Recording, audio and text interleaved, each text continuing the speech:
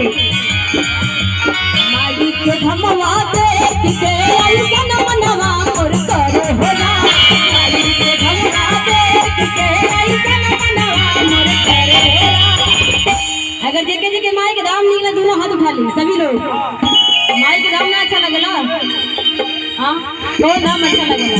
अगर माई के दाम अच्छा लगे दोनों हाथ उठा कर ताली के साथ भैया इधर से साउंड वाले भाई तनी आप दोनों हाथ उठा ली। क्या बात है। और गए में कैसे ताली बजा के ऐसे कहना जयती हम यही नगरिया जयती हम यही नगरिया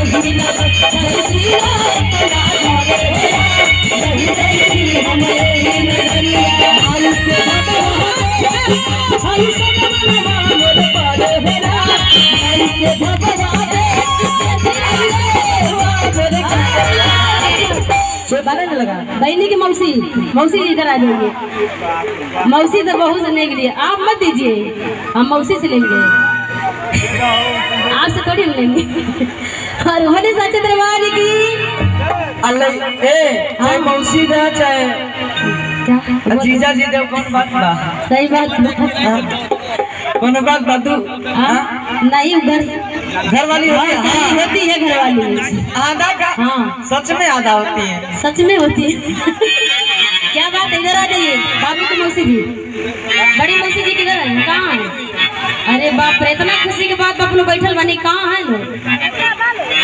अगर बहनी की मौसी जी आवाज तनी बार आ जाइए कहाँ है लोग तनी डॉक्टर आएंगे आपको आ जाइए बाबू बहनी की मौसी जी आ जाइए। मौसी आप लोग इतना खुशी के बात बा इतना कंजूसी होता सभी लोग बैठी हैं कंजूस है ना इसीलिए लोग बैठे हैं बोले साचे दरबार की। और बाबू की मौसी जी आप लोग सभी लोग आ जाए क्योंकि अभी तक सोहर मंगल पूरा बाकी बा पूरा लेके बाकी बा भाई हमने कुछ नहीं कर ले। हर कहीं में कैसे कि विष्णु जी आई को हरावे ले शंकर जी डमरू बजावे ले क्या बात है।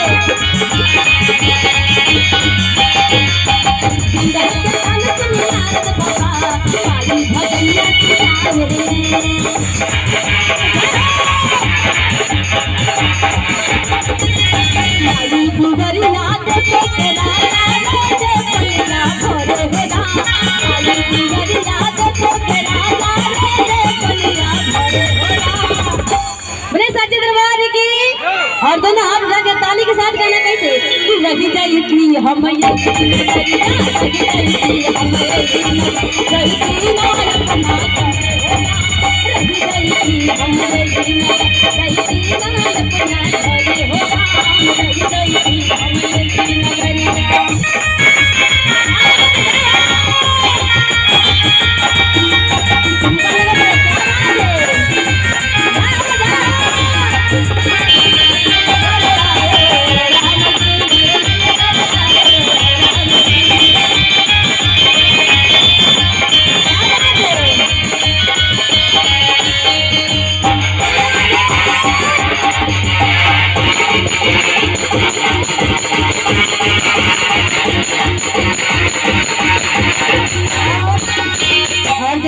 बाबू की पापा जी की तरफ ढेर सारा आशीर्वाद मेरी तरफ से बार प्रणाम। और कहना कैसे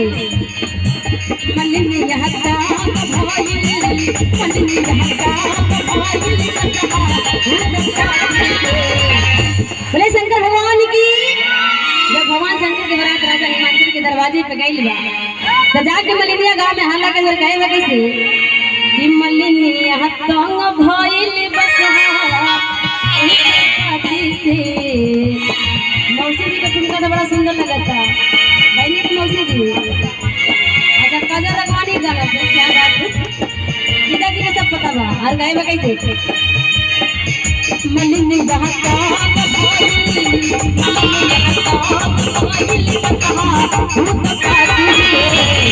कहे हम बनाती से मलिनी बहता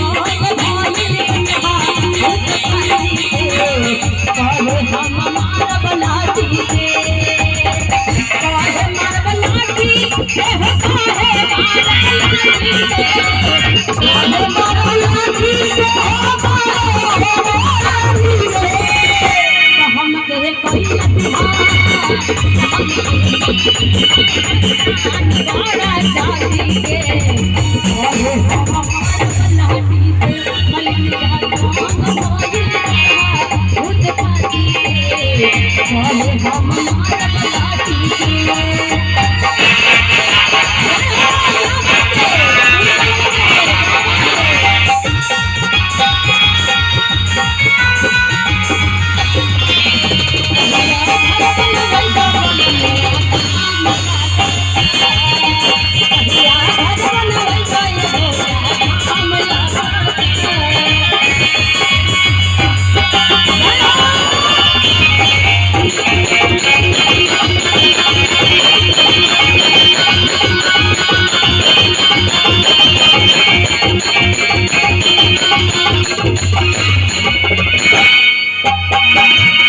और बहन की मौसी जी किरण जी कहाँ हैं? किरण जी